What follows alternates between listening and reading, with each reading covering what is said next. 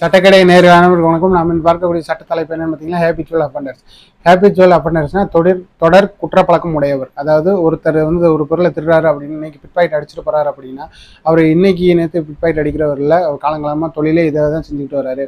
அதே மாதிரி தான் ஒருத்தர் வந்து இன்னைக்கு ஒரு 50 ரூபா வாங்கிட்டு ஒருத்தர் ஏமாற்றி போயிட்டாரு அப்படின்னா அவர் சொல்லி இன்னொருத்தரை சொல்லி வருத்தப்படுவார். ஏன்டா 50 ரூபா வாங்கிட்டு ஏமாத்திட்டு போயிட்டேன் தம்பி, உனக்குனாச்சும் பரவாயில்ல தம்பி, எனக்கு 100 ரூபா வாங்கிட்டு ஏமாத்திட்டு போயிட்டேன். அந்த அன்னைக்கிறாரு பேர் அவர்கிட்ட 200 ரூபா வாங்கிட்டு போன வாரம் ஏமாத்திட்டு போயிட்டேன்.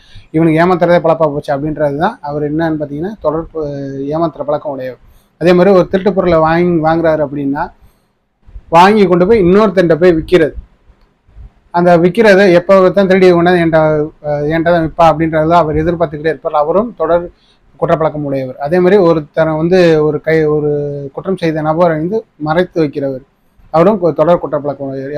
எப்பெல்லாம் அவன் வந்து குற்றம் செஞ்சுட்டு வரானோ அவனெல்லாம் புகலிடம் கொடுக்குறாரு. இதெல்லாம் வந்து